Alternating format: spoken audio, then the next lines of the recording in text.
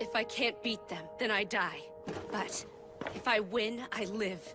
And the only way to win is to fight! This quote from Attack on Titan is the essence of what makes fight scenes so compelling. It is so easy for us to relate to a protagonist's desire for victory, to the human drive for survival. One of these things, if not both, is a foundation for every fight scene you'll ever see. From this foundation, the greatness of a fight can be built upon by quality cinematography, believable choreography, and a beautiful score. The driving factor behind how well the fight resonates with the viewer, though, is of course the emotional weight of its consequences. This gives television shows a unique advantage over film, well, most films anyways, because television allows for more build-up to a story's climax. You'd be hard-pressed to find a fight in a movie more engrossing than Edward Elric's fight against Father, or more tense than Ahsoka's duel with Darth Maul. On television, though, there is one fight that fits both these requirements, that being the final Agni Kai. This is one of the two main fights of Avatar: The Last Airbender series finale. The other pits Aang against the Fire Lord, a confrontation that was built up to ever since the beginning of the show. The final Agni Kai, though, is between two characters who have fought each other multiple times. So how is it that I and so many others prefer the final Agni Kai to Aang's battle against Ozai, a fight with significantly higher stakes? Well, while Aang's fight is certainly built up to more, it is, at the end of the day, simply good versus evil. The final Agni Kai, though, is so much more. How the character arcs of its contenders intertwine and mirror each other makes this fight far more emotional, and by extension, far more climactic than any other fight in the history of television. To understand why this is, you first need to understand the characters, so let's start with Azula.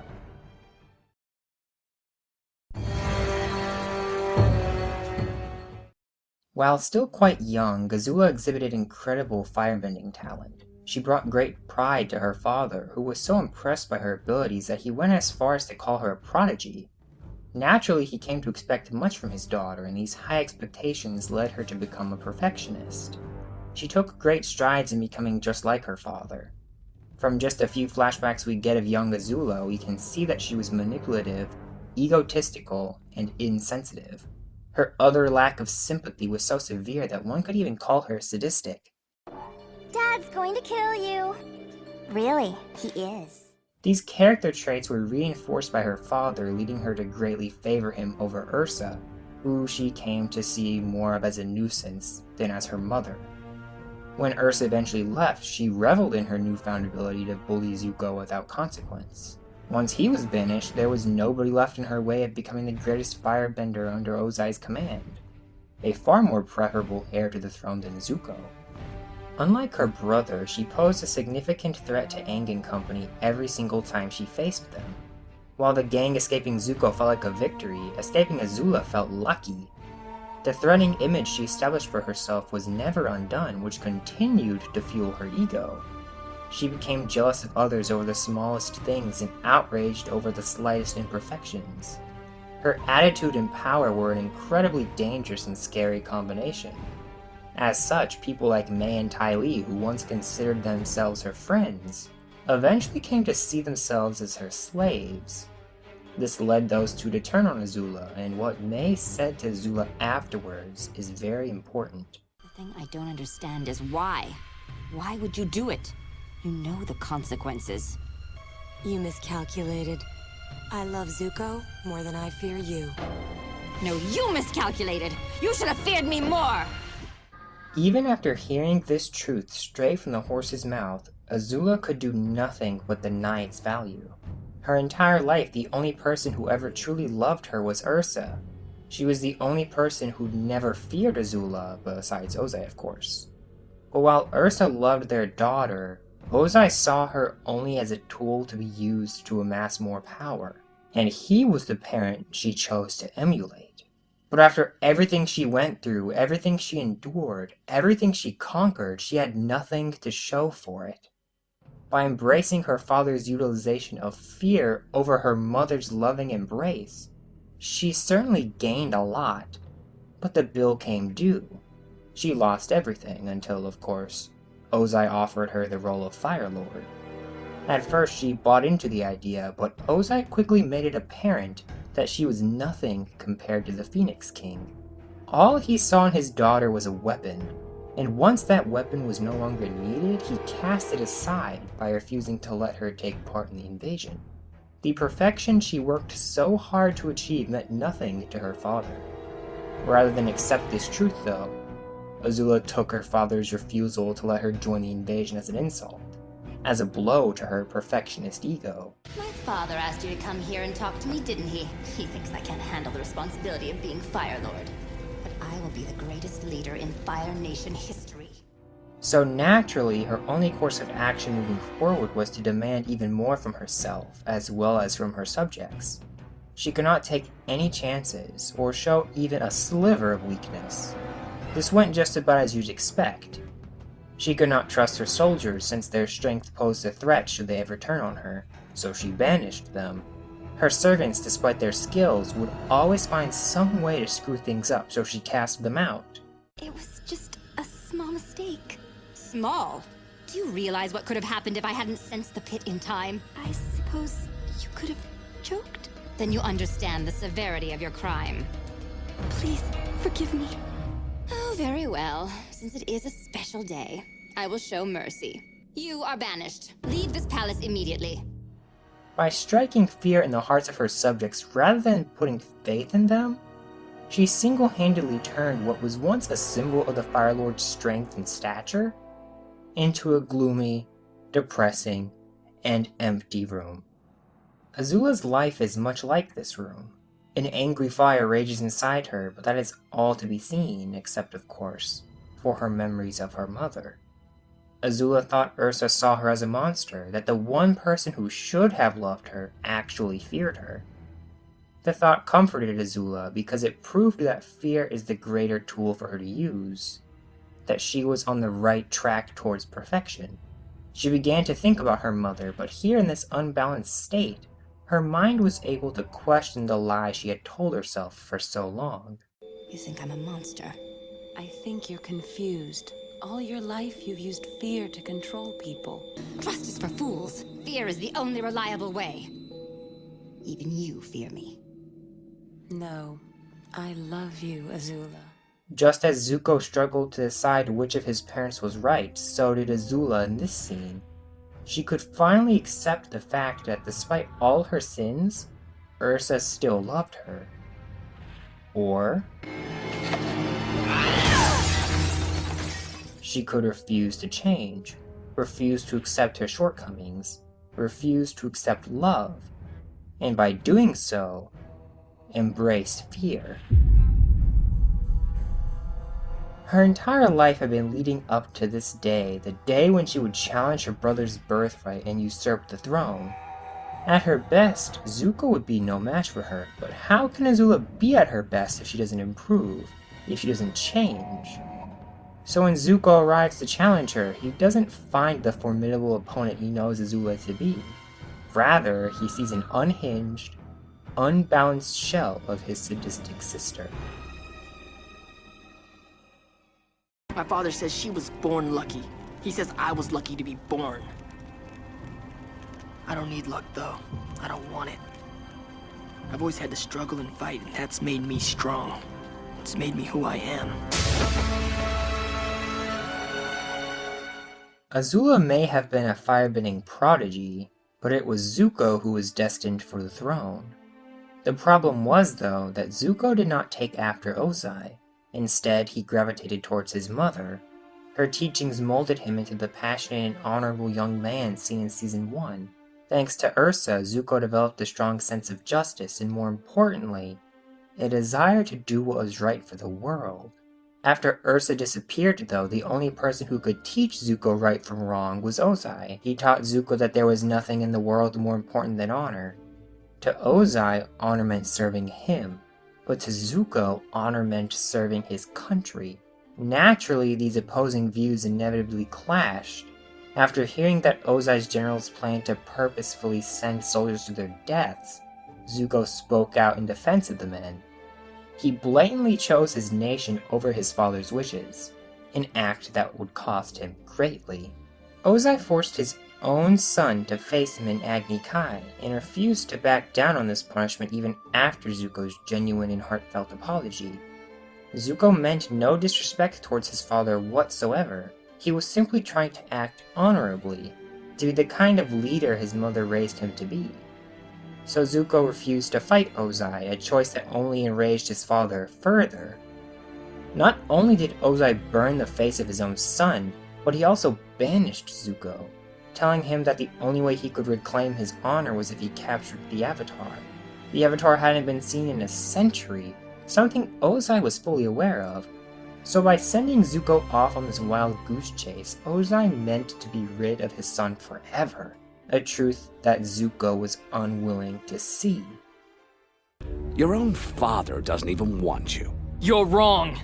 Once I deliver the Avatar to my father, he will welcome me home with honor. In his eyes, you are a failure and a disgrace to the Fire Nation. That's not true. You have the scar to prove it. To Zuko, this experience was a lesson. It taught him that true honor comes not by helping peasants, but by doing as one's told. He became determined to do the impossible and find the Avatar. He was obsessed with the notion of regaining his honor, something he was beginning to believe grew from power, not kindness. He was set on the path of becoming just like Azula, just like the generals he once spoke out against. The safety of the crew doesn't matter. Finding the Avatar is far more important than any individual's safety. His passion, if driven by this belief, would have made him a far more dangerous opponent than Azula could ever be. But luckily, he was saved from this grim fate by the only man in the Fire Nation who knew the truth. The only man who understood that love is far stronger than any power in the world. This man was, of course, Uncle Iroh.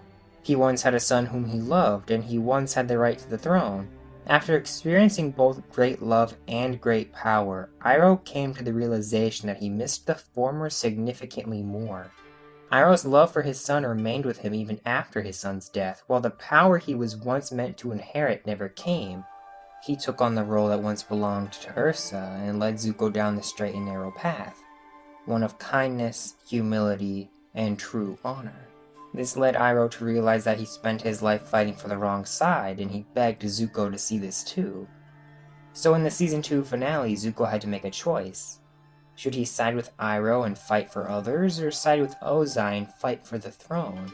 Should he embark on a lifelong struggle of being honorable, or should he take the quick and easy route of capturing the Avatar and returning home? He chose the latter. Remember how I said that before Iroh, Zuko was on the path of becoming just like Azula? How fitting is it that when he betrayed Iroh, he proceeded to fight alongside Azula. Zuko then returned home and his father told him that he regained his honor. Zuko had everything he worked so hard to regain. He was back with his family, he was once again the rightful heir to the throne, and above all else, his honor was restored. Eventually, he was even invited to a war meeting in which, unlike before, he said nothing. Much like Azula, his father's false code of honor allowed him to gain everything he ever wanted in life. But after achieving these goals, he wasn't happy. During the meeting, I was the perfect prince, the son my father wanted. But I wasn't me. This confused him, making him more angry than ever, not at Ozai, or Azula, or even the treacherous Iroh. Rather, he was angry at himself, as that nagging feeling of guilt continued to grow in him. Thanks to everything Ursa and Iroh taught him, thanks to the love they had for him, deep down Zuko knew his father was wrong. Zuko knew he was wrong. So he went to face his father. I'm here to tell the truth. This should be interesting. For so long, all I wanted was for you to love me.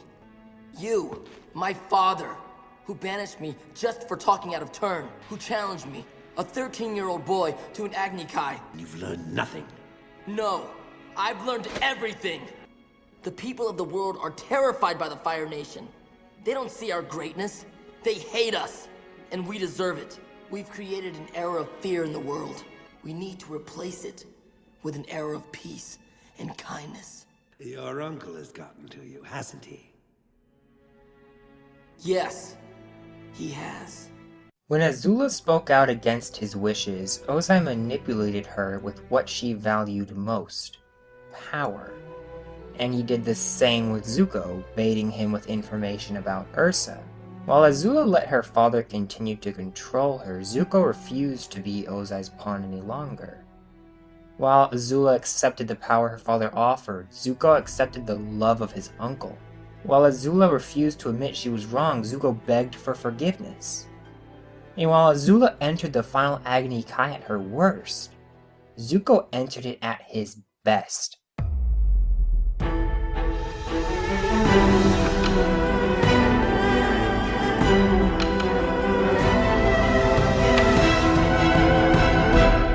Zuko and Azula, brother and sister, are truly two sides of the same coin, and nowhere is this mirroring of their characters more evident than in this fight.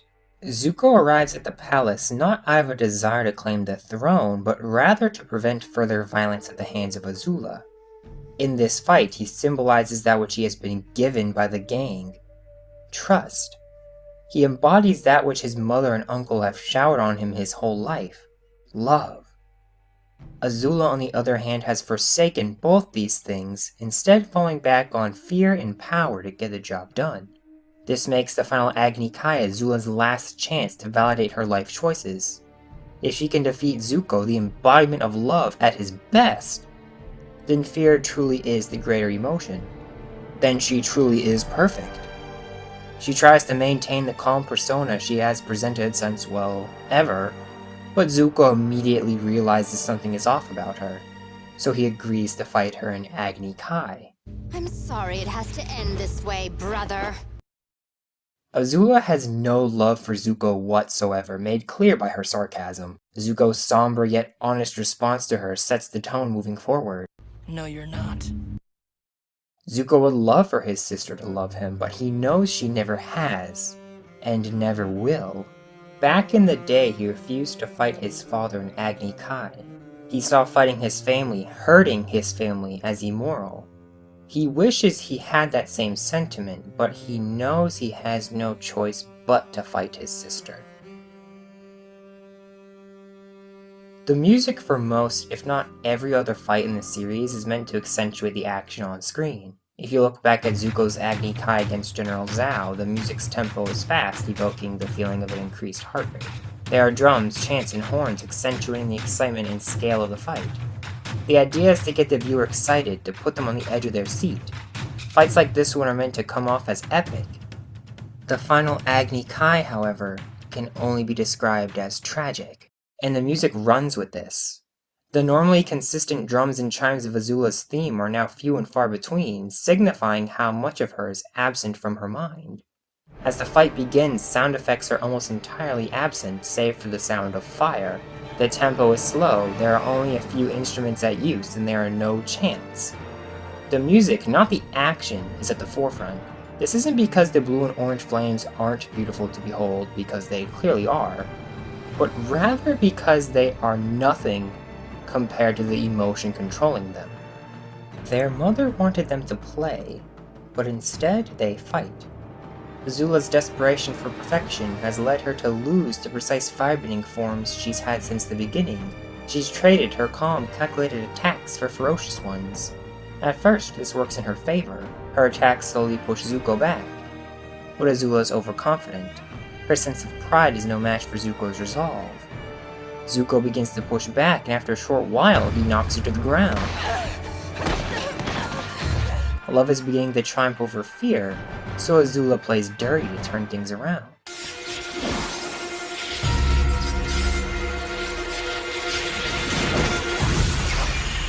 By attacking Katara, Azula struck fear into Zuko's heart, leading him to sacrifice himself to save Katara. So as Zuko lays writhing on the ground, it seems that fear has actually triumphed over love, because it's love that cost Zuko the fight, except that this fight is far from over. There's still a lot left to discuss, because another challenger has just entered the arena.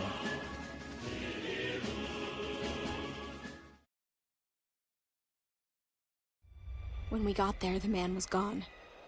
And so was she.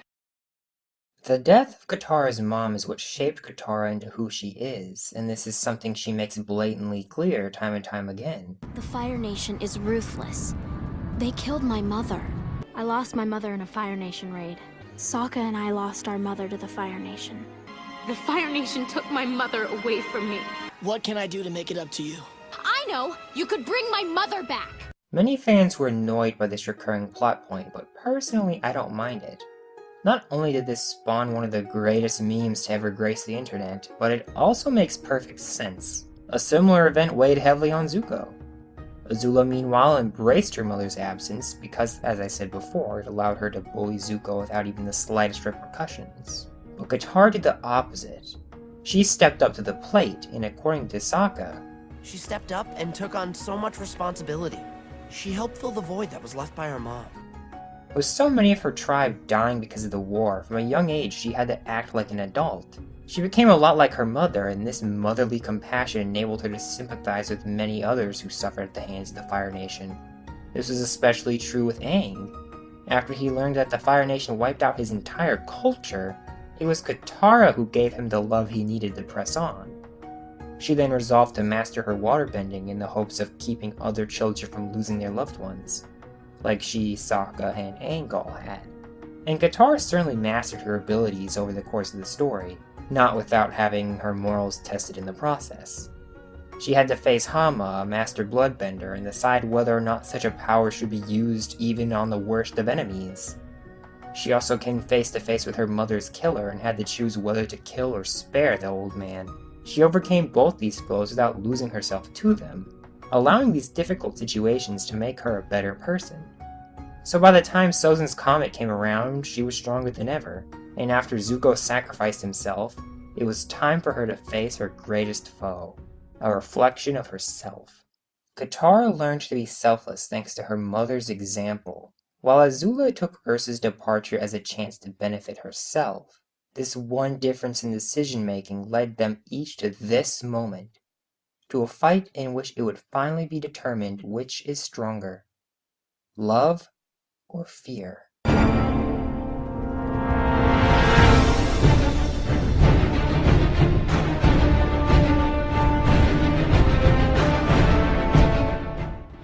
Zuko lays helpless on the ground, writhing in agony after being hit by Azula's lightning. Katara's on the clock now. She needs to beat Azula and get to Zuko before his injury kills him. Unfortunately for Katara though, Azula's skills far surpass hers. The music becomes reminiscent of that which you would hear in a horror movie, and rightfully so. Azula was already powerful, but with Sozin's Comet above, she is truly a force to be reckoned with. And all this power in the hands of someone going insane? Ugh, scary. Before, it was the conflict between love and fear that was on display. But here, following Zuko's ultimate act of love, fear is basically unopposed. Katara is constantly on the defensive, continuously on the run. Azula is holding nothing back, she knows she has the upper hand, but this again makes her overconfident.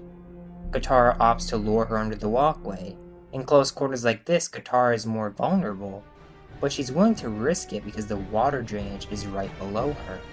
As Azula enters the walkway, the music gets louder, and louder, and louder, and then it cuts. For a moment, there is complete silence, as each character prepares for what they know will be the end of the fight. Either Katara will capture Azula, or Azula will kill both Katara and Zuko. Then it happens.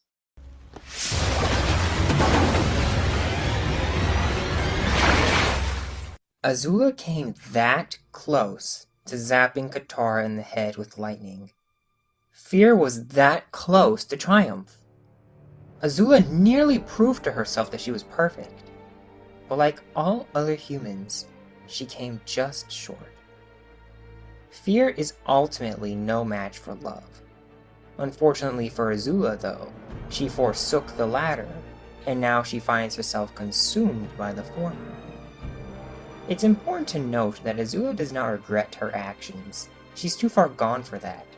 But for the first time in her life, She knows she's powerless. She knows she is imperfect. So after Katara heals Zuko and they stand triumphantly, Azula completely drops the confident facade she tried so hard to maintain. She pants angrily, screams out fire, and cries hysterically. And after everything Azula just did, despite how close Azula just came to killing her, Katara takes pity on her enemy and looks away. Fear is certainly a powerful tool, but like all power, it eventually dies. Love, on the other hand, is the one thing that doesn't.